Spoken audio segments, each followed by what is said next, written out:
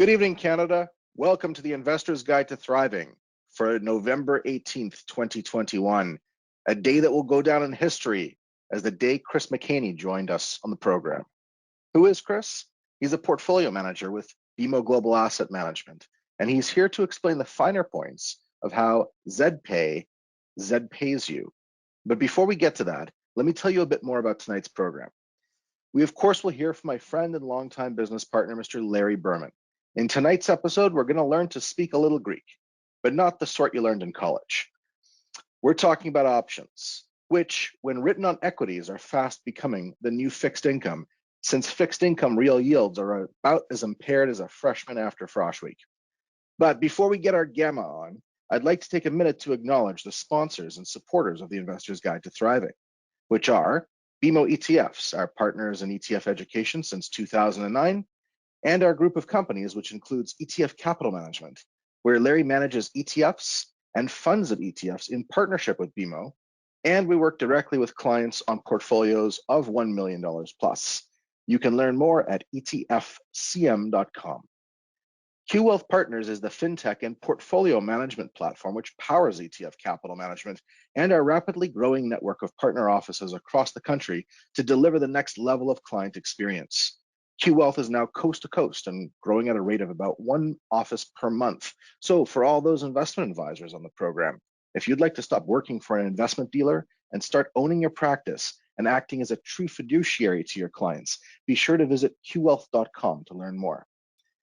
And lastly, but perhaps most important, the Investor's Guide to Thriving is brought to you in support of the research efforts at Sick Kids to find better cures for childhood leukemia, and the Baycrest Foundation, where we support their world-leading Alzheimer's and dementia research efforts. If you would like us to match your donations, please use the links in the survey you'll receive after the event, or visit investorsguidetothriving.com and use the links there. This is how we're able to track and match your generosity. And speaking of generosity, we're very grateful to Chris for joining us tonight. And since what goes around comes around, Chris, ZPAY it forward.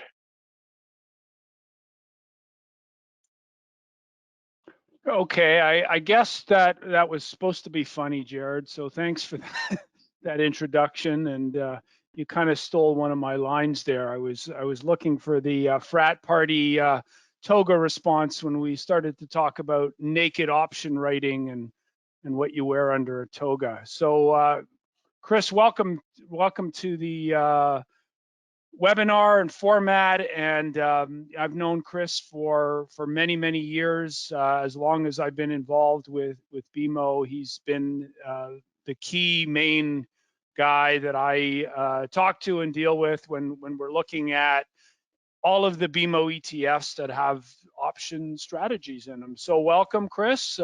Say hi. Thank you, Larry, for having me. Thanks, Jared, as well.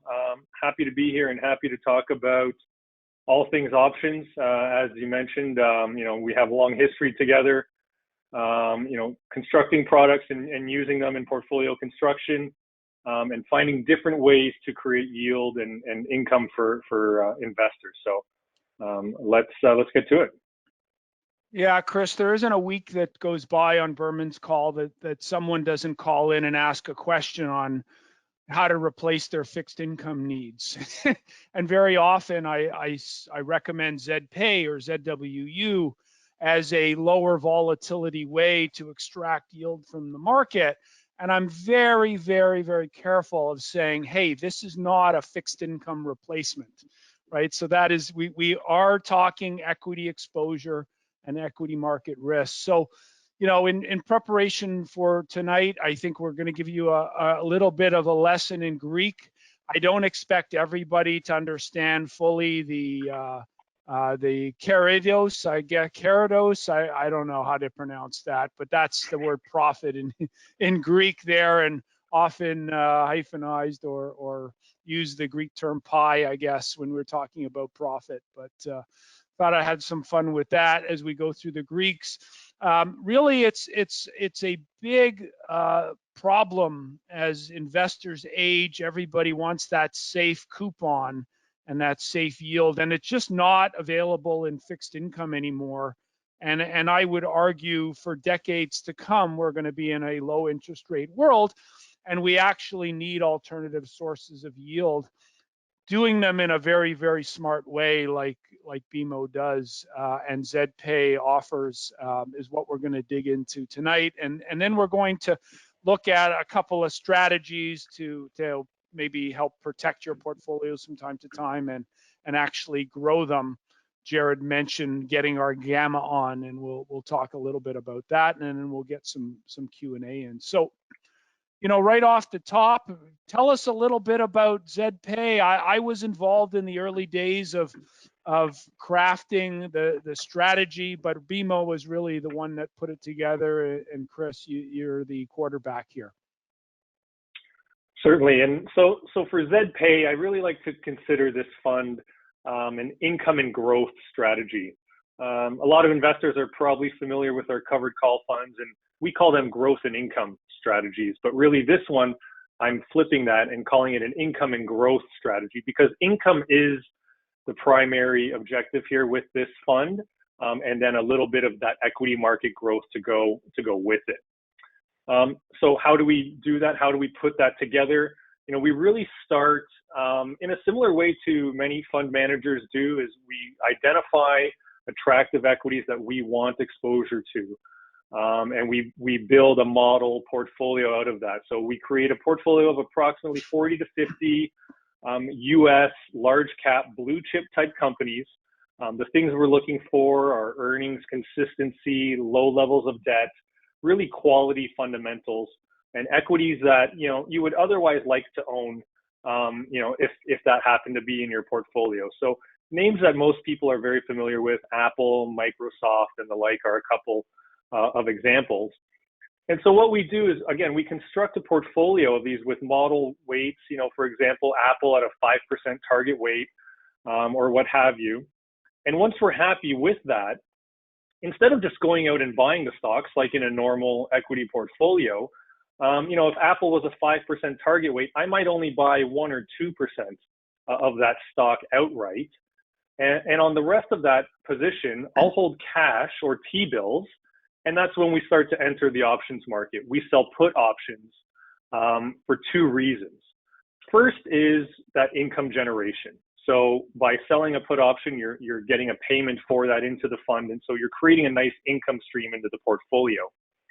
And secondly, what that does is it creates a potential entry point into that stock. So if Apple, for example, using that same stock as an example here, if it's trading at $150, I would write a put option with a strike price of, for example, $140 or $130. And so again, what that does is it gives me an income payment for selling that option. And if Apple stock falls below 150 and falls below my strike price, that option will get exercised, and then I'll buy that position of that stock. So it's creating an entry point that is somewhere lower than where the stock is trading today. And so the next step beyond that is, once I own the stock, the other thing we do in the portfolio is we sell call options to the upside. And this is in a very similar manner to how we manage a lot of our covered call strategies. We have quite a few of them in our suite now. And so again, using Apple as that example, if Apple was now trading at $140, I would sell a call option with a strike price of $150. And so again, 2 things are happening here. Number one, I'm getting another income stream. I'm getting another payment for selling another option. And now I'm setting an exit point for the stock that I just got into. So you can see how this structure really reinforces that buy low, sell high mentality that everyone wants to be able to do, but is sometimes quite difficult in practice for various reasons, psychology being one of them, of course. But really what we're doing is allowing the structure of the portfolio to set those lower entry points and then those higher exit points by using both puts and calls. And again, on both sides of that transaction, I'm getting paid to do it. So I'm getting paid to sell my put option. If I buy that stock, I sell a call option, and then I can potentially sell that stock away at a higher price. So we're buying and selling. We're moving in and out of the equity market directly. And again, we're collecting quite a bit of income along the way. So buy low, sell high, like I always say, and collect about more than 3 times the yield of the U.S. large cap market. So with half the volatility on average, because typically That's you're right. only going to be long about half the portfolio. But if the market goes down an awful lot, you're going to get longer than that. You potentially could be 100% equities if we get a real big sell-off. That's right. Yeah. And, this fund was launched in January of 2020. And so, little did we know what would come only a couple months later, but a really good stress test for this type of strategy and for the structure we put in place here.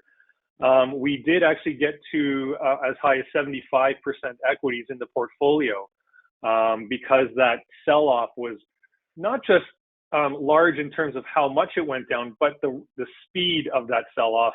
It was really a 4-week period between the option expiry in February and the option expiry in March, where that entire 30+% came off of the equity markets. And so that rapid sell-off is really what caused a lot of those options to go into the money. And, as you say, we did get a lot longer than what our neutral sort of positioning is. And it served the fund very well. We bought when the market was down. We got up to about 75% equities, as I mentioned. And through the summer, through the late spring and the summer, when markets rebounded, we were able to benefit from that because we had that higher equity weight. So entering a market sell-off, we are less than fully invested, so doing better than what a pure equity fund would do on the downside, and then capturing a lot of that growth when the market rebounds by buying those equities again when they sold off a little bit, and then capturing that growth as the market rebounds. Yeah, so a couple questions actually have come in already. One question on liquidity. So that's our next topic here. Typically in an ETF, let's say you were replicating the S&P 500, you're going to buy that weighted average, all 500 stocks. How does the liquidity work here with these ETFs? Because the question is, with a ZPAY, it doesn't trade a lot during the day. There's not big volume, and people are used to looking at charts and volume. So how does that, from a perspective of a creator of units, and, Right. and how do you handle that liquidity? Right. Yeah, that's a good question. And so, what we really tell investors is the liquidity of the ETF is driven by the liquidity of what's held in the portfolio. And so in this case, as I mentioned, it's large cap US equities, very, very liquid stocks. And the options market in the US is very deep and liquid as well. And so, you raise a good point that ZPAY, it has a few different iterations of how you can buy it, including that .U, as we call it, the US dollar version. And that's a bit more of a niche sort of product because not a lot of Canadian investors are trading in US dollars. So as you say, the volume there itself is not very big by itself. But the main point is, whether it's the .U or the hedged units or the standard units, it all feeds into the same portfolio. And again, the liquidity is driven by the underlying equities that are in there. And as you can see in this chart here, that unit creation level and that market maker level, the way the market maker can create and redeem units with us, the ETF provider, directly, allows them to be able to hedge their positions and offer a real-time price that is somewhat near what that real-time NAV is of the portfolio. And again, it's really driven by how quickly they're able to hedge their positions. And if it's a very liquid underlying, like we're talking about here, large cap US equities, they can be very confident that any positions they need to create or redeem and they have to hedge on the other side of it can be done very quickly and very efficiently. So they're comfortable creating a tight bid-ask spread when they're posting markets for investors. I like to call that .U unit the snowbird unit, because a lot of Canadians who go south for the winter need that, distribution or that cash flow while they're living. And so keeping an amount in US dollars in a US account actually might make some sense. So you don't have to worry about the currency moves back and forth. Someone's asking a question here about the distributions and the ex-dividend day. Beginning or end of month, I think for all the option strategies and BMO ETFs, end of month? Yeah, that's right. So we pay monthly, and right towards the end of the month is when that X date happens. So it's usually, month end minus 2 or 3 days is when that X date happens. So if you buy an ETF on the X date, you won't get that the most current distribution. And so the price drops to reflect that. If you buy it 1 day before the X date, of course, then you are entitled to that distribution. But all of our covered calls and ZPAY is included within that. Pay a distribution monthly. As you know, again, that's one of the primary objectives of these strategies, is to provide that regular, consistent income. So just keep an eye out for those X dates. If you want that distribution, you got to buy it at least 1 day before, and it's typically right before the end of the month. Okay, great. Let's have a look at the next aspect of markets, and you've commented a little bit about this already when we talked about, February, March, April of 2020. But the volatility relative to other asset classes. So here we have a comparison of ZPAY compared to U.S. investment grade corporate bonds. That's US IG line, the orange line there. And then we have the gray line, which is the US large cap benchmark S&P 500. Yeah, and so, this goes back to something you alluded to earlier, is investors want income. Fixed income is not providing that for them, but they don't necessarily want the full equity market risk either. And so, that's one of the reasons why we developed this strategy, is a lower risk way, or a less volatile way to generate that income without going 2 feet in the door and straight 100% into the equity markets. And so you could see, again, particularly on this chart, the gray line there representing the S&P 500, coming out of, earlier 2020, the volatility on that was over 20. And even ZPAY and even the investment grade debt there, relatively high, based on, what was happening through that period of March and April. And, no one was sure how much markets would move from day to day, whether they would move up or down. And then you can see, coming out of that in what we call, let's quote unquote, more normal market conditions, how the ZPAY strategy, is successful in providing that regular level of income, and it's a fairly high level of income as well, and still just being on a day-to-day basis just about as volatile, let's call it, as U.S. investment grade debt or corporate bonds, for example, and how it really rides below what the pure equity market gives us. And so we think it's a great place for a lot of investors to go to, again, get that yield, get that regular income that they need, that fixed income isn't providing, but not going all the way into the equity market to do it, still controlling volatility on some level, and having a less volatile way to, create these option premiums and utilize the equity markets to generate that cash flow. So with volatility as low as it is these days, it was obviously a lot higher during the COVID months and years, or months to follow for sure. Is it harder to keep that 6% yield? What do you do to maintain that premium there? Yeah, so we modeled this portfolio, and we actually were kind of modeling it for a couple of years before we launched it. And so really what we want to do, particularly when we're setting our distribution yields, is we only want to pay out what we earn. We don't want to grind away at the NAV and give investors their own money back. So whatever we bring in, that's what we want to pay out and nothing more. And so we were able to test this in various market conditions and see over time how this strategy would perform and what sort of income it would generate. And to be honest, when volatility is extremely high, like we saw in 2020, although you can create a lot of premium out of options in very high volatility environments, it's still not really an ideal scenario, because markets are doing this, they're going up and down very, very quickly. And a more stable volatility environment is actually, what we like for this type of strategy.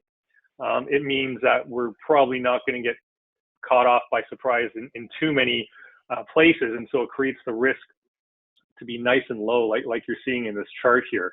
And so, we actually earn more than 6% in this portfolio. We're probably closer to 8% on a consistent basis, again, in these normal market conditions. But subtracting things like fees in the portfolio, commissions, leaving a little bit back as well, so that we can smooth out that distribution over time and not have to cut it, every couple of months. because it is regular, consistent income, we want it to be somewhat predictable. We don't want to have to be raising it and cutting it every month or two, depending on conditions. So we leave a little bit back. That 6% distribution we think is sustainable in most market environments. And you would really need a very, very low volatility environment for probably more than a year or so before that would start to get in danger. Is the Canadian options market or the international European options market deep enough for a strategy like this, or is it really something that only can work in the U.S. market because of the depth? Yeah, it's a good question. I mean, obviously the U.S. market was our first target here because it is, as you mentioned, so liquid and so deep in terms of not just the equity market, but the options market itself as well. So many players there, so many exchanges even. And so, the liquidity you can derive out of the U.S. options market is very, very strong. In the Canadian options market, I would say it's probably a little bit trickier to run a strategy like this across a diversified portfolio. And again, we're talking about 40 or 50 different stocks here. A more concentrated portfolio might make sense, but it's still, the liquidity is not quite as deep here in Canada. And in international markets, there could be pockets of liquidity, but the structure of the options market is actually a little bit trickier over in Europe and internationally. A lot of the trading actually happens OTC or off exchange. And so it's just a little bit trickier to find what the true liquidity is of a lot of names. We do obviously run a lot of our covered call strategies with Canadian underlying, and we also run a European fund and even a global fund that includes Europe as well as Japan and Australia. So we are familiar with all of those different option markets. But I think particularly for a strategy like ZPAY, where you're not just doing covered calls, you're doing a lot of puts on the downside as well. And as we might talk about, you're probably doing multiple puts on and multiple calls on each name. So we thought the U.S. equity market and the U.S. options market was really the best place to do this because, as a lot of investors might know as well, once you really go deep into those option markets, you can really eat away a lot at your returns through commissions, through, just crossing the spread as well. So being in an options market that's very efficient, with low commissions and low fees is really important to this type of strategy where it's very, involved with the option side of things. Okay, so there's a lot of questions coming on and some covered calls, ETFs as well, and I'm gonna hold off on those for now, but I will get to them at the end. I wanted to look at what we call the factor exposures in the strategies and the different ways we earn yield. So we earn yield where you're long a position and you get a dividend off the stock. So that's, you have to post margin on the puts that are naked. So you've written puts for those premiums, and so you own treasury bills. And while yields aren't very high these days, that's another source of yield into the portfolio. Can you talk a little bit about that? Because when people look at the holdings, they get a sense that it's all cash portfolio, and that's not the case. So what this graphic on the left side is showing is actually the degree or the percentage by sector of the long position, the degree that the covered call is taking away from that, so a negative delta, and we'll get into the idea of delta, and then the positive side of the put positions and their delta.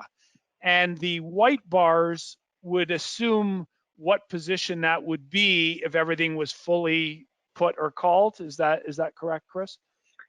That's exactly it. And so, when I go back to my initial comments on how we build the portfolio, we really do structure it, at the initial stage as a pure equity portfolio. And we want it diversified across sectors, and we create a target for each name that we want to hold in the portfolio. And so that's exactly right. This chart is telling you if we were 100% equity, it would be about 40% in technology, 20% in healthcare, 10% in staples and communication services, what have you. But again, we don't go out and just buy those equities. We only buy a portion of our target. And so that's what that sort of orange bar represents, is what those equities are that we actually hold. relative to how far up we could go. And as you mentioned, when you sell a put, that becomes a long delta position, and again we'll get into what delta is, but it's really what the market exposure is in the fund by looking through those options and how that portfolio will move from day to day with the day-to-day movements in the underlying equities. And so this is how we look at the fund in terms of risk control, making sure it's diversified and making sure we're not going too far into any one name or any one sector. And then also being able to understand, given the day-to-day movements in the underlying equity market, we can anticipate and expect how much or how volatile the ZPAY strategy will be as well. And you can see here, just by eyeballing it, it's actually a little bit less than half. So a little bit, let's call it 50%. So if the market moves up 1%, you can expect this might move up 0.5% is kind of the idea there. And if you look on the right-hand side, this really shows that there are the two sides of this portfolio. There's that one side where we're holding cash or T-bills, and that's the collateral for those short put positions. So there's no leverage involved. If we sell a put, again, let's use Apple as an example. To buy Apple at $130, we have to set aside $130 in cash or T-bills to show that we actually have the money to pay for that. So it's sitting there in T-bills. We'll earn a yield when T-bills start earning a yield again, and it actually is starting to come up in the US, so stay tuned there. And so that's one source of income. Generating the premiums from those put options is another source of income. And so then on the second side, that sort of smaller slice of that pie chart is where we own the actual equities, and we'll collect dividends, as you mentioned, off of them for whatever equities paid dividends. And then we sell the call options against those equities. And so the equity itself is the collateral for the call option. We don't need any further collateral there. And then we're earning, again, premium from those call options. So a lot of sources of income in this portfolio. And generally speaking, though, you don't fully write, once you own that position, the entire call away. Someone's asking, how short are your calls? So there's a couple aspects there. How far out of the money do you go, and how much of the position is covered? Talk a little bit about that. That's right, yeah. Yeah, and so, if investors are familiar with our covered call strategies, what we do in those funds is we generally cover about half of each position, or 50% of each stock that we own. And we try to do something similar in this fund as well. So once we own those stocks, again, it's incoming growth, but we do want some of that growth. So we don't want to fully cap the upside exposure that we'd be getting from these equities. We want some of that growth potential, so we don't want to fully cap it with our call options. So we generally cover about half the portfolio, or half of our equity positions, let's call it, with call options. And in terms of the maturity of these options, and this is on both the call and put side, we tend to keep them fairly short-term in nature. And when we get into some of those Greeks, we'll talk about why. But generally, when you're selling options, it makes sense to do it short-term in nature. So 1 to 2 months, call it, is generally our time frame there.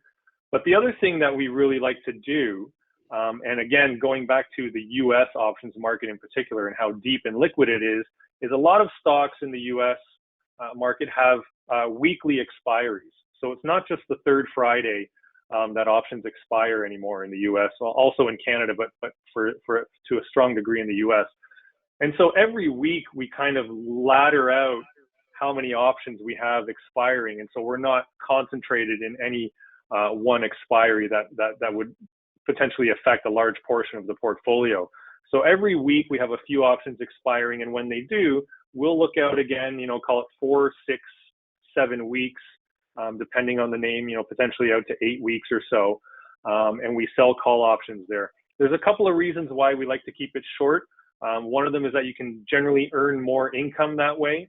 You can earn more income from selling a 1-month option, 6 times, rather than selling a single 6-month option. And also it lets us keep resetting our strike prices. So, you can imagine if we own some stocks and the market is slowly moving upwards, we're able to reset those strikes every single month and potentially not even get called away at all, and continue to collect all that premium while resetting, how much growth potential we have in the portfolio. Gotcha. Okay, so let's get into our Greek discussion, and we might lose a couple people here, but it is important that if you're going to try to do some of these strategies on your own, that you understand the terminology and the language. So delta of an option is its price sensitivity to a dollar change in the underlying price, right? That's right. And I think, you know, as you say, we might lose a few people in this section, but I think delta is probably the most straightforward concept in terms of what those Greeks are. And as you say, it represents the sensitivity of the option to a change in price of the underlying stock. And generally the way we can think about this is if you look at a call option has a delta between 0 and 1. And so that tells you, you know, if a call option has a delta of 0.25, that tells you that when the underlying stock moves $1, the price of the option is going to move 25 cents. And so again, that gives you an idea of the day-to-day movement of the price of that option relative to the day-to-day movement in the underlying equities. A couple of rules of thumb when it comes to delta that a lot of investors can keep in the back of their heads here is an option that's at the money, so the strike price is pretty much right where the stock is currently trading, will have a delta of 0.5. And as the option, as the stock moves up in price and the option goes in the money, that 0.5 delta will move towards 1. It'll start to gravitate towards 1. Conversely, if the stock sells off and the option is not in the money, it moves from 0.5 down towards 0. So that gives you an idea of how delta moves depending on the moneyness of the option. The other thing that delta tells us. Chris, Chris, Yep. so tomorrow's options expiry day, right? So let's say you had a stock, call it stock X, whatever, $50, and we're trading at $50 right now. Think about it as a coin flip. Literally at 4 o'clock, that's the strike price. If you're at $49.99, you get put the stock if you're short it. But if you have a short call, you're not called away. If it's at 50.01, it's the other way around. So literally up until the last second, the closer you are to that strike, it's a coin flip, right? That's right. That's right. And that's you know, what I was going to say is the other way to interpret delta is it's the market's assigned probability that the option will end up in the money. And so that's why it is that 50 at the money, because it is at that point, as you say, a coin flip. Either it's going to go up and be in the money or go down and be out of the money. So it's really a 50-50 proposition at that point. And so, you know, having that in the back of your head really gives you an idea of the market's pricing of this option and the probabilities that go into it. Right. So the next concept, a little bit more complicated. This is the gamma, which is the rate of change of delta. So as we're moving away from the strike price, higher or lower, the change of delta changes. And that's what gamma is. Many people have maybe heard the term mentioned in the media, gamma squeeze. A lot of these Reddit speculator kind of guys that are playing options right now, when you buy a call option, the option market maker needs to hedge. They got to buy some of the underlying stock. And so the more sensitivity you have, the more stock they have to buy, and it kind of feeds on it. So leverage kind of builds up into the option market. That's what this gamma effect really is. Yeah, that's right. And so, you know, I think an important aspect of options trading is understanding that, you know, when you go out and buy an option or sell an option, someone else is taking the other side of that trade, and they're going to go and do a whole bunch of other things on their side to try and make money off of that trade. And so gamma and the gamma squeeze, as you mentioned, is all part of that. And so investors can, by looking at open interest and what the gammas are and the deltas, can understand what the price movement might be going forward, depending on the movement of that underlying stock. And so again, gamma, really the sensitivity of delta, right? So we say an at the money option is a 0.5 delta. Once the stock moves down or up, it's no longer an at the money option. So the delta has to be something different than 0.5. And gamma tells you how much that's going to move. And one other rule of thumb for gamma is generally it's the biggest, when options are at the money. The delta is going to move quickest, right from that 50 delta when the stock price starts moving. And the farther out of the money or even the farther in the money you go, gamma plays less of a factor. Okay. How about Theta, the famous time decay? So you've said that BMO concentrates 4 weeks, 5 weeks, up to 2 months generally when you're writing the option, primarily because the premium earned falls most rapidly. And even within that monthly graph we see here, once you get inside the month, the vast majority of is the last week, and in fact, of the last week, it's the last day. So you've got this rapid earning of time decay, and again, could be 4 o'clock expiry, and you've got nothing but Theta left, right? The time value of that, are you going to be above or below, right, at the money? That's exactly it. And I think, a lot of investors understand there's two components to an options price. There's intrinsic value and time value. And so intrinsic value is, what is that option actually worth based on the strike price relative to where the stock is trading? And if it's in the money, there's some intrinsic value. If the option's out of the money, there's no intrinsic value, and it's all time value. But intuitively, this chart makes sense, right? If you're 4 months before expiry, a lot of things can happen with the underlying stock. So there's a lot of time value. A lot of things can happen. That option could be worth a lot of money by the end of the tenor. So there's a lot of time value baked into it.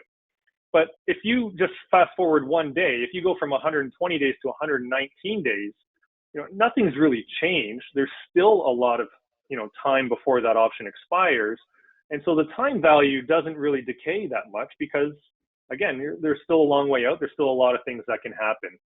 But then, as you say, as we get closer to expiry, we get within that last month and into that last week and last couple days, the potential outcomes from where that stock price will end up really starts to narrow. Okay, when we're only 1 week out, that the stock is probably not going to shoot up 30% unless maybe there's an earnings in there or something.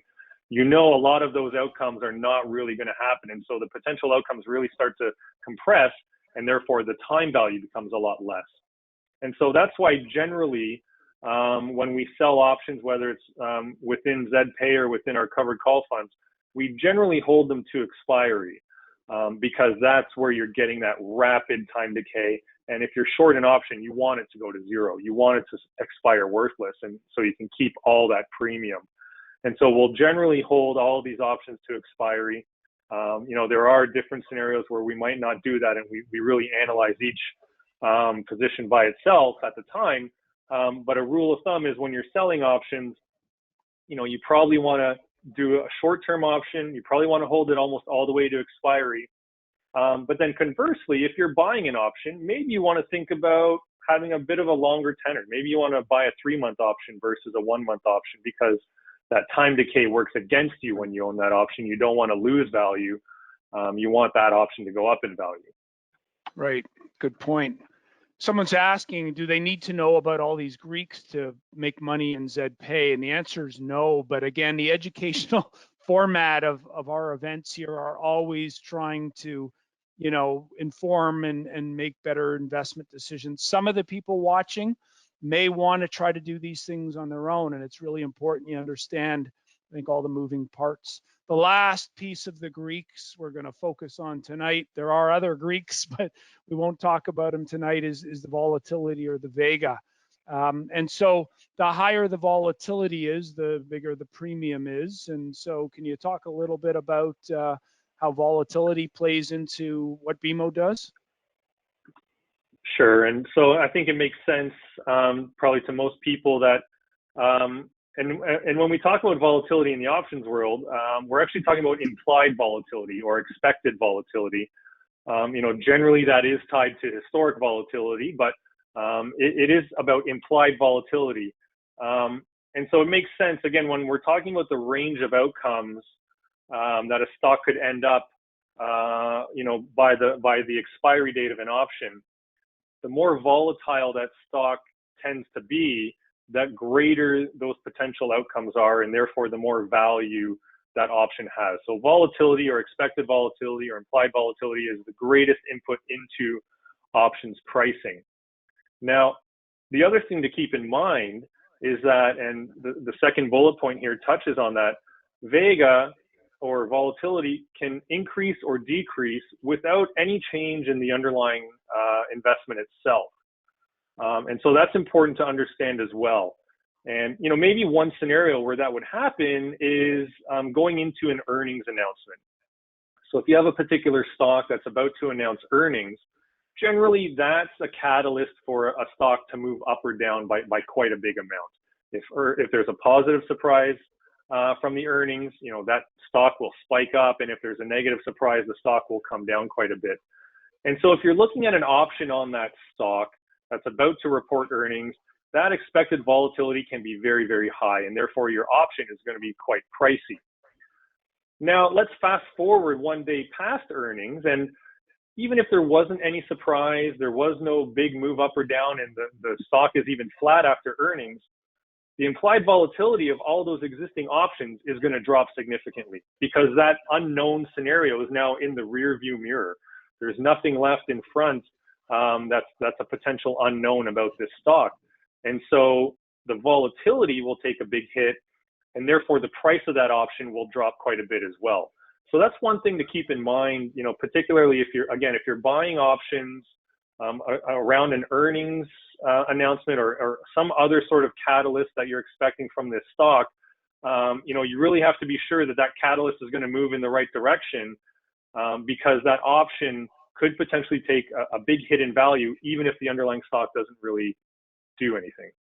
Right. So there's a bit of seasonality from that perspective in terms of option writing, where you have, earnings that come out month after calendar quarter. So October, November might be more sensitive volatility wise than December because there's really no earnings come out in December. And then you have January and February a little higher, March a little lower, and so forth. So the premiums earned can be a little lumpy that way, I guess, when you think about it. So that's right. just to summarize here, and we're not talking about row. Row is the sensitivity of option pricing to interest rates, and with interest rates pretty much near zero, it's not really a big factor these days. But if interest rates rise in the future, it becomes more important. But for the sake of tonight, so when you're long a call, you're long delta, you're long volatility, you're short time decay because it works against you, and you're long gamma. When you're short a call, so in a covered call writing scenario, you're long the stock, you're short delta. So if the stock goes up far enough, you don't participate anymore. That's the nature of that. You're short volatility because you've written the option, you're earning the premium. Therefore, you're positive theta. You're negative gamma. So a lot of these things, you got to think about these if you're going to do them. Again, if you're just going to buy the BMO strategies because you like how BMO does it, you don't need to know a lot of the details. You may want to for educational purposes. When you're short a put, this is pretty important, Chris, because a lot of what ZPAY does, you are short puts. You are theoretically long delta. It's like a long position. So if the stock goes down, you got to buy it. And that's why it's key. And what you said up front is BMO screens the stocks for good quality companies that you would want to own, but maybe at today's price. I got an example later on of Apple at 158. I don't want to own it here. I would own it at 125 or 135, but not necessarily here. And so I'd be much more inclined on an Apple to have a very low position or almost none now and extract as much premium as I could with a short put position until it got to a better price where I like the risk return a little bit better. So to what extent do you think about those things? Is it automated, your process?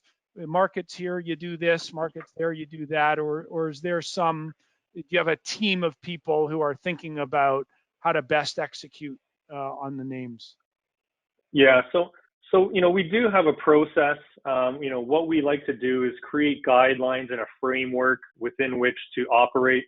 As much as I'd like to think it, I don't think investors are buying the funds because I'm the one managing them. It's not all about, the portfolio manager specifically, but it's about the guidelines that we create, that any individual portfolio manager, and we do have a team of them managing these option strategies, can operate within and decide which strikes and which, maturities and things like that.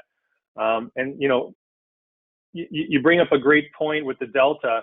You're selling a put, you're actually creating almost a long position because you're creating exposure to that stock.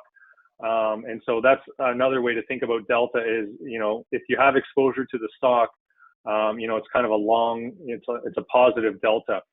I mentioned call options have a delta between 0 and 1. Put options have a delta between 0 and -1. So negative delta, you sell a position, a negative and a negative creates a positive delta position. So, that's why, as you mentioned, we like to create a portfolio of stocks we like. The fundamentals we think matter quite a bit, because we understand that by selling puts, we're taking on the downside risk of these equities, and we potentially will get put to and have to own these stocks. So we want to do it on stocks that we would like to own. Maybe just the other thing I'd like to mention in this chart, you indicated with Roe, interest rate sensitivity, not very relevant right now because of where interest rates are, but we do get a lot of questions about how our covered call funds will do in a rising interest rate environment, which is potentially what we're entering here. And so we like to tell investors that whether it's covered calls or the ZPAY strategy, it's actually a nice hedge against rising interest rates, because if rates move up, the option premiums you collect will move up as well. Not on a one-for-one basis, so not complete in lockstep, but generally as rates are higher, option premiums become richer as well, because it is an input into those option prices. Time value of money. Yeah. Okay, so someone's asking a competitive question here, and I'm not sure, Chris, if you want to answer this, but I could certainly answer this if you don't want to take it. Someone's saying, why should I buy ZPAY if there's another ETF out there, HDIV, that pays an 8% also doing covered calls? So are you familiar with HDIV? I'm not familiar with that fund in particular. Maybe you want to answer that one, just because I can't comment on that fund itself. So this is a strategy which is a long covered call position. They have a 25% leverage component to it. So when you incorporate leverage into your portfolio and you're long with a covered call, you're going to have more Vega. You're going to have more volatility because you're always 100% long. So you're generating more yield, and my sense is, and I'd have to double check, I think HDIV writes complete position. So they're extracting more yield from the market for sure, but they're going to be more volatile than a ZPAY. So depending on what kind of investor you are, ZPAY may be more suitable for people who don't like a lot of volatility. For the people who don't care about volatility and want maximum yield, then maybe an HDIV is more important. But I would say, why one or the other? Why not combine them both and get a different style of yield and alternative type yield in your portfolio? So, something to think about for sure, but very good question. And so someone's asking about what the yield to maturity of ZPAY is, and that's a bond concept. This is not fixed income. There's no maturity to the strategy. It doesn't mature like a bond where you get your principal back. So the yield target, I think, Chris, you said 6%. It's generating probably a bit closer to 8%, but you don't fully pay it out, and you may top that up at the end of the year. That's right. Now the one scenario, where yield to maturity might come into play is that we do hold T-bills or cash as the collateral for those puts. And so, the T-bill obviously is a very, very short instrument, and still almost zero in terms of what they pay. So I would say that's almost incidental to this type of strategy. And as you say, it's more about just the yield and the ongoing distribution. Yeah. So someone's asking about, do you buy the ZPAY version or the hedge version? Which one should I buy? How do you know?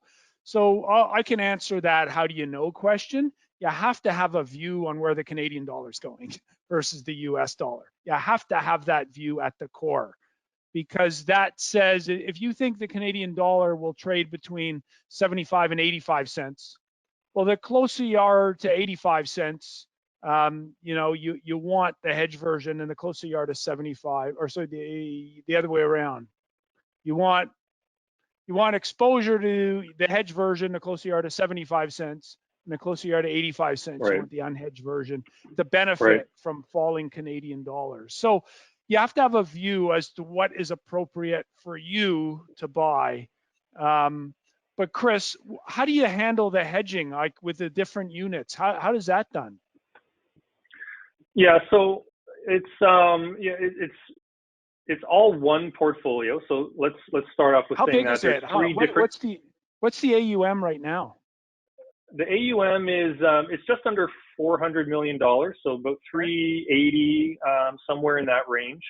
And so that's all three different versions combined. We have the unhedged, we have the Canadian dollar hedge, and then we have the .U, the US dollar version. So three different versions all feeding into the same fund. And so, the way ETFs are created or redeemed is in chunks, right? It's 100,000 units at a time or 50,000 units at a time. The market maker creates or redeems units. And so at that time, the market maker will create either a hedged unit or an unhedged unit. If we get a creation for hedged units, we know the exact amount they're creating. And so we can add to the currency hedge that we have in place on top of that. If we get a creation in one of those other units, we simply don't add a hedge to it. Right. And then the accounting group really segregates the currency contracts only to the hedge. So the P&L from those currency contracts just sticks with the CAD hedged NAV and those units. Now, one other thing I would actually say to that initial question is, which of these units do you buy? I agree, you kind of have to have a view because, you are making a decision one way or the other. But at the same time, for investors that really do just want that income stream and don't want to worry about how volatile the underlying will be, generally we like to we see investors like to buy the hedged units when it's for an income stream that they want. Hedging the currency will help mitigate any ups and downs with that and make that more of a pure play strategy. You're collecting that income, and you don't have to worry about what the exchange rate is doing. Now, at the same time, having some US dollar exposure for Canadian investors actually helps when markets do pull off. It tends to have a defensive characteristic to it. So, and we saw that during March 2020, during the market sell-off, the standard units that have US dollar exposure did not sell off as much as the other units did. So there's a couple of different things to consider there. Right. So someone's asking you, both of you guys are real smart and you sound like you know what you're talking about. Do you actually own these things yourself? So in all the funds that I run, where I'm seeking yield, ZPAY is a big part of the portfolio. So I love the strategy. Chris, I don't know if BMO allows you to own any of the portfolios that you actually manage or are involved with. Maybe you can just comment on the disclosure rules there. Yeah, no, they do encourage us to own our own strategies, and that's, I think a good sign of a portfolio manager having skin in the game, so to speak. I would say this particular strategy is very particular in terms of its objective, and primarily, again, that's income. So I do own ZPAY in parts of my portfolio where I want an income stream. But for an investor that's, got 30 years to retirement and just wants growth, maybe it's not as important of a strategy and you might allocate a little bit less to it. I would say for most of my family that tends to be in retirement or approaching retirement, I consider this to be one of the core holdings for a lot of those type of investors. It's just about collecting that income and generating the income in retirement. So it makes a lot of sense. Yeah. So they did, and the ticker for the hedge version is ZPAY/F. The US dollar version ZPAY/U. And then there's the unhedged version of ZPAY. So let's look at the typical cycle of a trade here that you would do. And I featured this graphic on the Berman's Call show this week. Walk us through the typical trade for Merck here with these 4 points in time. Yeah, and this is just a great example, going from start to finish of the process that we do in this portfolio. And so, the blue line is just Merck's share price over time, and you can see it runs from about the end of June through October of this year. And this is an actual trade that we did have in the portfolio. And so you can see at point A in this chart, this is kind of early August, with Merck trading, let's call it $75 or so. We sell a put option with a $72.50 strike price, and we collect 85 cents for that. And so I set aside $72.50. That's sitting in the account, and we've collected 85 cents on top of that. So that's a 1.2% yield that lasts for, it's about a 3 or 4 week period that this trade was on. So that's an 11.5% annualized yield. So off the bat, to me, this is a great outcome for this strategy. If Merck goes sideways, or if it goes up from there, or even if it goes slightly down, I'm happy to just earn that premium. I'm sitting in T-bills. I haven't entered the equity market at all. And once that option expires, I'll do it again and again and again, and I'll earn 11.5% annualized without ever entering the equity market. So again, that's a great scenario for this sort of strategy. But if volatility does come into the market and that stock does sell off, or several stocks sell off, and as we see in this scenario, it actually did, the fund is poised to take advantage of that volatility. So at point B, we fast forward to the maturity of this option. Merck was trading just under $72, so the option is in the money, and we get assigned, and so we have to buy it at $72.50. So we are a little bit underwater here. The stock's currently trading just under 72. We bought it at 72.50. A couple of days later, at point C, we'll sell a call option, and in this scenario, the strike price was $78, and we collect 54 cents for that. So again, going back to my initial comments, we've created an entry price, and that's that yellow or orange line there. We created an entry price for Merck at $72.50, and now we've created an exit point at $78. And at point C, we've collected the premium on the put, and now we've collected a premium on the call. So we've already made 2% on this position, and we've only just entered the equity market, right? So we've made 2% on this Merck position. It's kind of trading at the money, let's call it right around $72. And now we own an equity that we've bought at a depressed price. So fast forward a few weeks, and we of course had no insight that Merck came out and announced one of their COVID therapeutics, and the stock price just took off significantly there. You can see it bounced around a little bit, and it continued to do so. And because the stock ended up higher than where the call price was, we got called away at $78.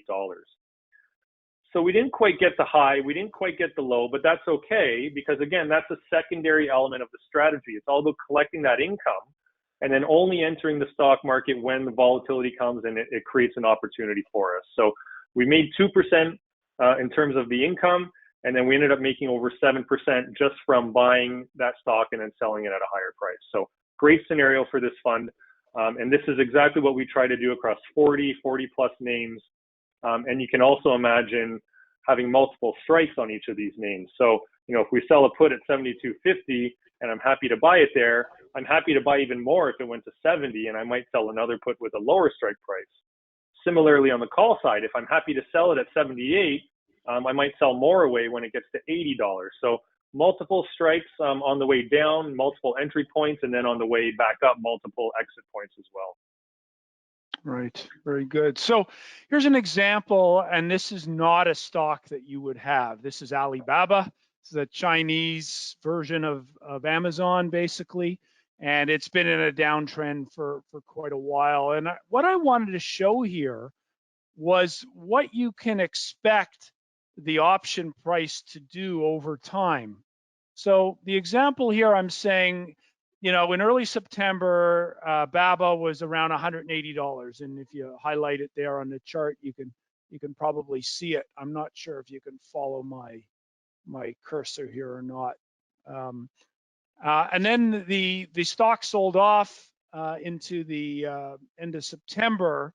And so if you look at the right side of the graphic, you would see that when Alibaba was at 180, the put would have been trading at around $2. But when Alibaba sold off from 180 down to 140, remember this is an October or this is a November option that expires tomorrow, then the price of the option went from under $2 up to around 750. So that's the delta effect. The stock fell $40, but the option went from, under 2 to around 7, right? So that's the idea there. Right. And now if we close above 140, nothing done, right? That option expires worthless. So here we are a day before expiry, and that option, and now I think we're at 143 or 144 in Alibaba today's close. That's why I picked the example here to use, because it's a name that's volatile, and I just wanted to give an example. So the other side of this, so let's say you wanted to own Alibaba in your model, or Apple or Merck or whatever it was, and you bought it at 180 and you wrote a call on it at 190, you suffered a $40 drawdown, right? So that's the offset here is, how much do you want to own of it today, given your modeling? And you said Apple, you target 5%-ish. It's a big part of the US marketplace. So at the current level, you say, well, maybe it's only 1% or 2%. But if it sells off a lot, it could be 4 or 5%, right? Yeah. Exactly. And you're just gonna make more on the underlying exposure being long with a covered call, much higher. So you're gonna do better long. You're gonna earn premium all the time, but you're gonna do better long covered call. So so on market strength, if it gets put to you, you get longer, but the volatility of the option only really moved about $5, $6 relative to the $40 decline in price. That's the delta impact of the exactly strategy there, right? So just to summarize overall, ZPAY targets 6% plus a little bit of growth. So in a year like this, where the US equity market's up 27%, you're not going to get 27, right? You're just not. But in a year where the US equity market's down 10, you're probably going to have a positive year. No guarantees, of course, but you're going to earn your 6, 7, 8%, right? So that's right. You've got a lot of premium coming in to offset in bad years. And that's another reason why you would want to own something like this relative to an HDIV, because in a bad year, HDIV with its leverage is going to actually do worse than the market on average. Not always, but and that's why I said, kind of off the bat here, this is the fund we consider income and growth, not growth and income, right? Because really the downside is opportunity cost. It's like you said, when the market's up huge, you're not going to be up huge, but you're going to get that consistent distribution and some element of growth. Right. So you buy low, you sell high, 3 different ways to play it. And I can't emphasize this enough, and I put it in red. This is not a fixed income replacement. Someone asked a question earlier, Chris, on ZWU, and is the dividend yield at 7 sustainable? Can you talk about the elements of that return and is it sustainable? Sure. Yeah. So ZWU is our covered call utilities fund, and utilities is broadly defined in this case. We own all the traditional utilities, but also energy pipelines and some of the telecom names as well. So utility-like type stocks. And generally those kind of stocks, pay a relatively high dividend, call it in the 4 to 5% range. They don't offer as much growth potential, but there's consistent cash flow coming through. And then typically on the options premium side, we're adding somewhere around 3% annually on the option premium because utilities and the like generally have a lower volatility, underlying volatility. And so the option premium we collect is not a huge amount, but around 3% annualized. So, you get a 5% dividend, a 3% option premium. It's a nice around 8%. Again, we hold back some of that for fees and things like that. So it's generally, I would say, a sustainable distribution there. That's a fund that's actually coming up on its 10th anniversary. So that fund's been running almost 10 years now. It's about $1.4 billion. So very, very popular with income-oriented investors. And so that's kind of the scenario you're getting: 4 to 5% on the dividend, 3+ on the option premium. That's how the distribution is made up in that portfolio. And again, it's an equity portfolio, so you're getting some growth potential there also. So someone had asked, why isn't there any telcos and utilities or many in ZPAY? Is there a design by design there because you have ZWU, or is it related to volatility and premiums? It's a little of both actually, and I think I mentioned right up front, the way we screen for the equities in this fund, low leverage is really a big part of that. Low levels of debt to equity ratio, and we find those tend to be the stocks that I won't say are always in favor, but generally do good in most market conditions, right? Whereas utilities tend to be a lot more levered. They tend to carry high levels of debt. And so the income, the earnings and things like that can be a little less predictable. And so, again, that earnings predictability, stability is a key to the ZPAY strategy, and those low levels of debt as well. Again, generally make for strong fundamentals, strong companies. And therefore, when we're selling those puts and taking on that downside, we're pretty comfortable that we'll be happy owning those positions. So that's generally why you're not going to see many utilities in this fund. Right. So someone's asking how it compares to ZWH. Now, ZWH is a high dividend covered call strategy like ZWU, US large caps, but the focus is high dividend stocks. Apple's not a high dividend stock, right? So that's right. Can you talk a little bit about the different universe there? Yep, exactly. And so that one again is ZWH is in the growth and income bucket. So you're long equities. It's 100% invested in equities. Yes, we're selling call premiums and we're generating that additional income stream, and that actually reduces the volatility a little bit. But by and large, it is an equity strategy. If the market sells off, it will sell off with the equity market just as much. Whereas, as I mentioned with ZPAY, it's more about income and growth. We're not fully invested in equities, and it's more about earning that income stream. And then, as you say, the underlying names could be different as well, because with ZWH, we're focusing more on high dividends rather than just those quality fundamentals. We want to have a nice dividend stream in that portfolio, and so we're screening for those higher dividend payers. So it is a little bit of a different universe. And again, the risk-return characteristics are different just because of how they're invested also. Okay, another question. How is it different than ZPW, the put right only strategy? That's a good question, because it's actually very, very similar to the put writing strategy. But the way we define ZPW, that put right is just more of a pure play on selling puts. I think investors that are familiar with options generally understand selling puts generally gives you more income than selling calls.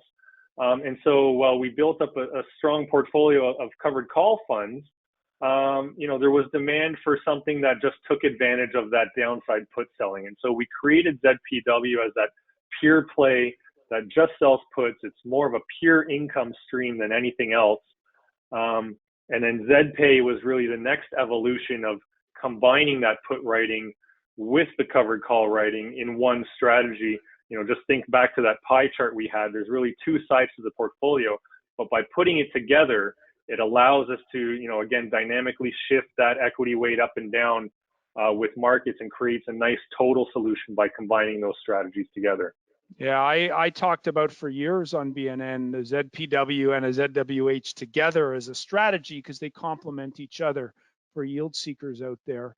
And ZPAY really kind of solves that bucket together, with the exception that it's not focused on high dividend paying stocks like ZWH is. Right. So great question there. Right. Okay, let's look at some other type of option strategy in terms of maybe protecting portfolios. Simply buying put options. The great for protecting portfolios, great for speculating potentially on a stock going down, but options cost money.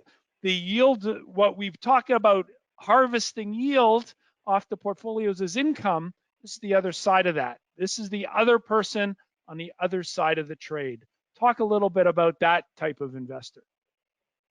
That's right. Yeah. And so this is, buying puts, if you already own the stock, that you're buying a put on, this is referred to as portfolio insurance, right? You're protecting that downside of that stock by buying a put. And so, ZPAY is the insurance salesman. But as you say, in this scenario, you're buying a put, you're paying for that insurance, and it generally is a little bit pricey. And you can see, with this payoff diagram that the stock would have to fall off or sell off quite a bit just before you make back even that premium you've paid. So you got to start selling off quite a ways before you even start making money in this strategy. And one thing we tell a lot of investors that are looking at running option strategies themselves, and typically it's buying options is what investors are familiar with. It's understanding that the cost of that option has all those probabilities baked into it that we were talking about earlier. That entire range of outcomes where a stock price could end up is baked into the price of that option.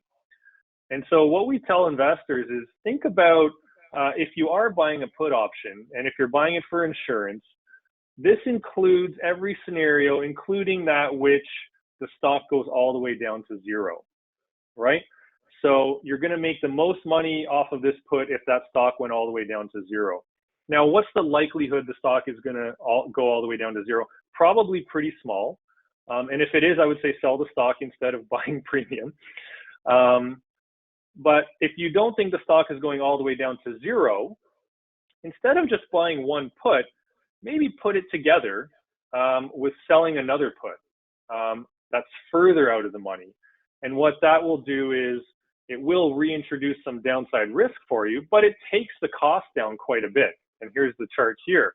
What you're doing is buying a put, so you have that cash outlay, but at the same time, if you sell a further down the money put, you're collecting some of that money back. You're recouping some of that cost.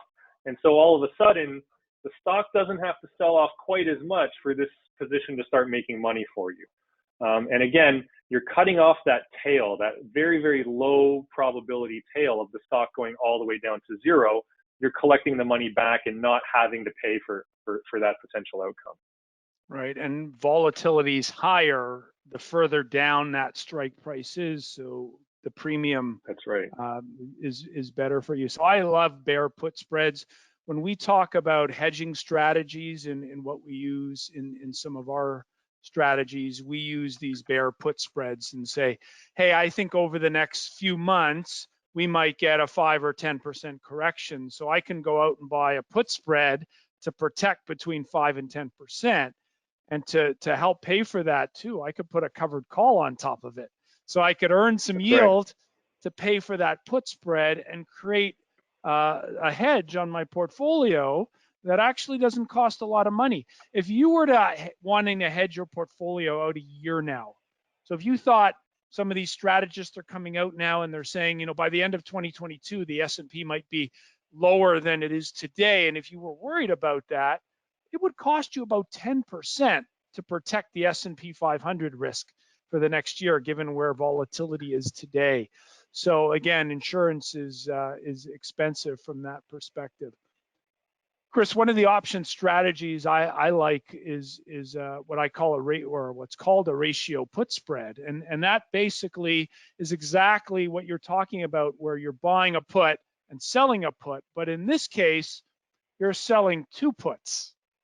And the idea here is to do this where what you buy and the two you sell offset. So the strategy doesn't cost you money, or better, you get a credit and you actually get paid to put the position on. So here's a chart of Apple here. As of today's close, you can put it up, you can see it up there. The price target looking forward 12 months, just under 170. It's currently sitting at 160. There's not a lot of upside here relative to where the analysts think this is worth. Now, the analysts aren't always right. I like to look at this middle bar and say, well, how much, do we have to go before we hit that price target? And I like to earn 20% if I'm going to buy a stock. So I look at something like this and say, well, when that premium or when that target is 20% higher, it's not intrinsic value, but it's a comfort level compared to having it be less than $10 where it is now, or really 5% upside before the analyst targets are hit. So in a situation like this, a ratio put spread might be interesting. So if you look at the graph, the table, I printed off the December put series. And so you could buy a 140 put, let's call it mid-market, but 41 cents on the ask side, and you could sell two 135 puts for 25 cents. You have a net credit of 9 cents. So 9 cents isn't a lot of premium, but it's something. You've earned some money. You got to pay for the cost of the options. If it falls to 135 or lower, you have to buy it at 135. But because you're long the put spread from 140 to 135, you've made $5 on the stock. So really, your break even now is 130. So if you like Apple, but you don't like it here, you like it at the lower trend line there and want to buy the dip, this is not a bad strategy today to put on, make some premium. Again, it's not a lot, it's 9 cents, right? So 9 cents as a percentage of $140 isn't much yield. As you were talking about how to calculate the yield you earn on the portfolios a few slides ago. But this is a strategy of a ratio put spread to participate, earn some yield by the dip. Not always do these work out well, but if you're talking about, okay, maybe in the first half of next year, and then you look at, say, the June contracts for options, now you can really structure something where you could probably get paid 2 or 3% over 6 months, waiting to buy the stock at a cheaper price. And if not, you earn the money. So there's a lot of different things you can do to protect and earn in portfolios with option strategies. And I think as a fixed income replacement strategy, investors need to use these products and or if they're capable and willing, learn how to do them themselves. A bear put spread, let's pass on this one because we're kind of running short on time and I want to get to the Q&A. Selling a put to buy a call spread. So here's a similar example on Apple. Same chart, same price where it closed today, and I've got the put series and the call series. So we can look at what put strike could we write. So it's at 157.90. Let's say you're comfortable owning it at 150 or 145. So at 150, you could get $1.41. You could get 72 cents at 145. So that's the premium you would earn to buy it lower. You can take that premium and buy a call spread, like you were talking about buying the put spread, but you could buy a call spread. So you could say, well, I could buy the 170 or 165 to 170. So you can participate on the upside and use that premium to help offset your cost. So again, you could buy a 170 call for 96, and if it's above 170 next month, you make money on the percentage above. If not, you're selling a 150 at 141. So if it's between 150 and 170, nothing done, but you've earned about 50 cents in premium. Nice strategy, get paid. If it's below 150, you got to buy it at 150. So the key to these strategies, Chris, you gotta want to own the stock at that price. That's it. So That's it. it's so important, and I know it's a key thing that you guys look at when you're filtering for stocks and what to own and at what prices you want to own those names. Yep, and that's exactly it. And I think you alluded to it as well, particularly on the put side. The farther down you go in that chain, the higher the implied volatility is. And so on a volatility basis, really starting to look down the chain a little bit makes a lot of sense. And just one other thing is, another reason we really like to play in the U.S. equity market and options market is just look at the number of strikes you have on Apple. And you can write these strikes, as you mentioned, 1 week out, 1 month out. You can look 6 months out. Variety of different expiries, variety of different strikes, and so you can really structure something very unique and particular to what your views are. Again, if you want to own that stock, selling puts as a way to get into it is a nice way to earn that premium without ever having to enter the stock market unless it does sell off to that price. Right.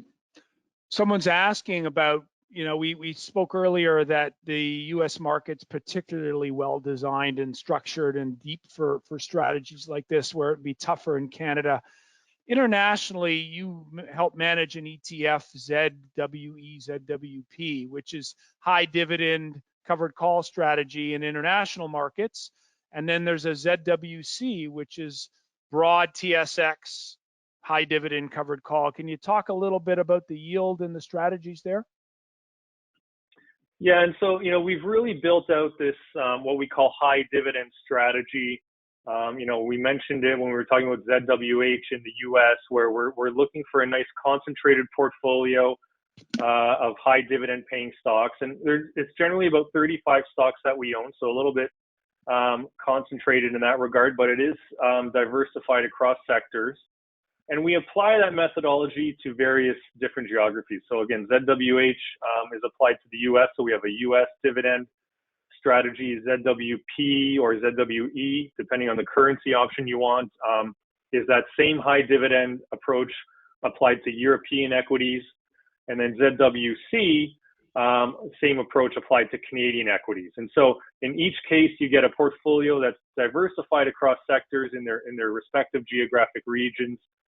Generally in Canada and the Europe strategy, you'll see a dividend yield in around that 4% range. In the US, they tend to pay less dividends, so it's more around 3% in the US. And so that's the base dividend yield you're getting. And then we apply that covered call strategy that we've been talking about in a similar fashion across any of those portfolios. And in Canada and Europe in particular, you're probably earning around 4% on an annualized basis in terms of the covered call option premium that we're generating.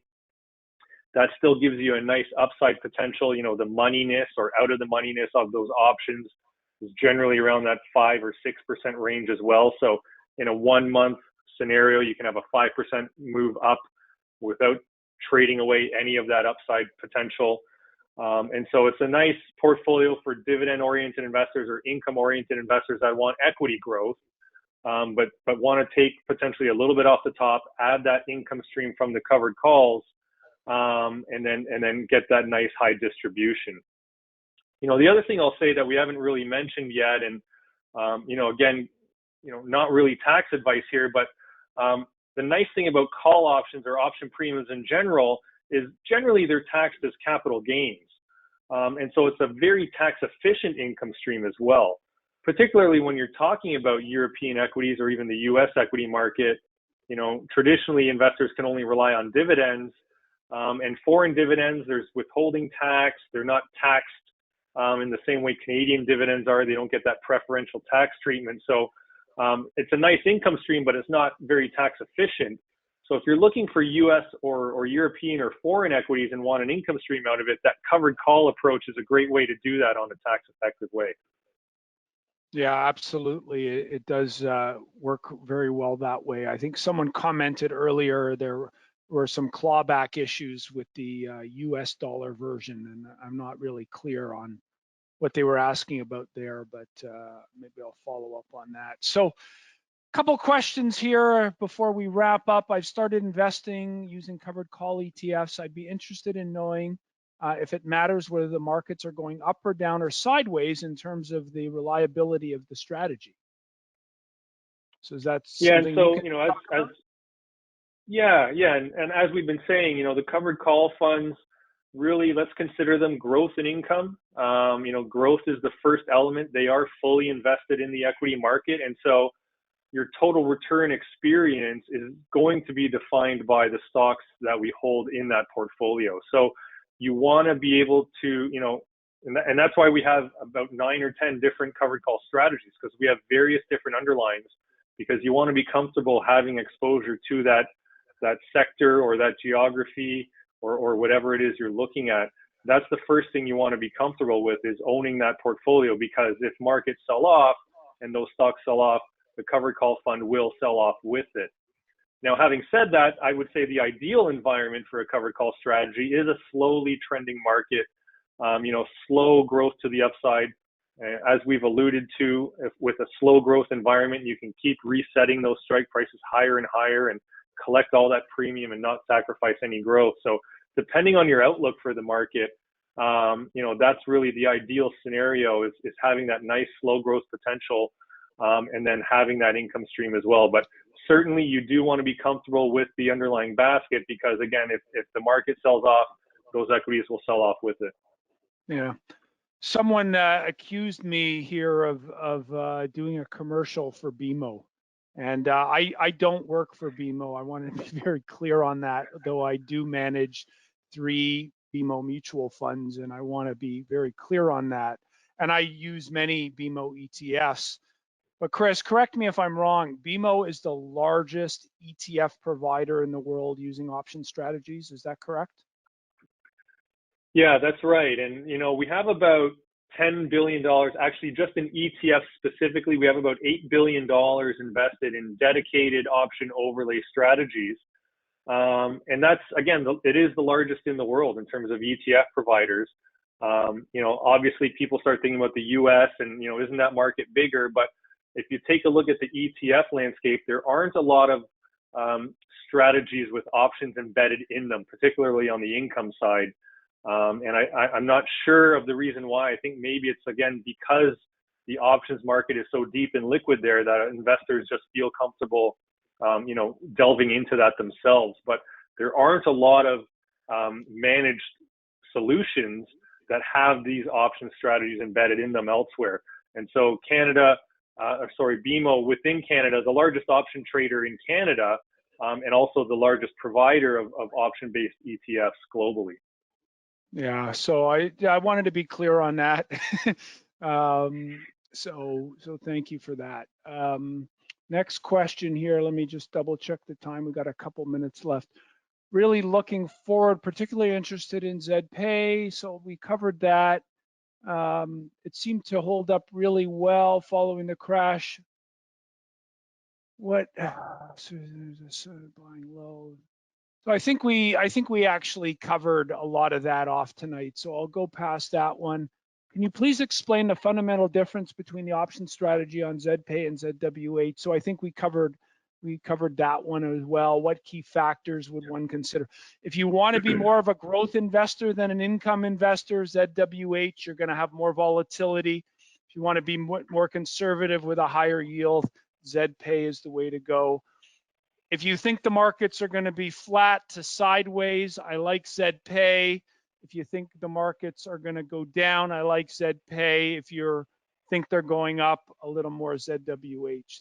That's how I would look at those. Yep.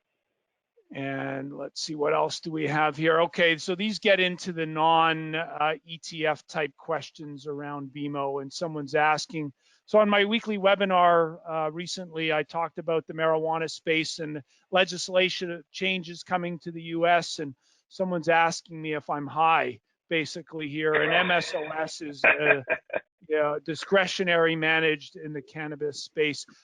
We just heard out of Germany tonight that post Angela Merkel, there's going to be legislative changes where Germany legalizes cannabis. the world is moving in its direction, whether you like it or not. It's going to be noisy, but this is a theme I think you want to get involved with. I didn't like it years ago. When these things spike up like they did months ago, you got to get out of them. The value is in there. But as they're getting oversold and depressed, tax loss selling the next couple of weeks, you got to get into some of these names. I really believe that.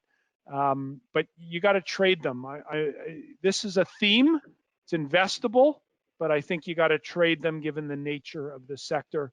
Glenn, thanks for your question. We are out of time, folks. It's 8:30. Remember, thanks, Chris, for being here. Thanks again to BMO and all our sponsors. Please support one of our charities.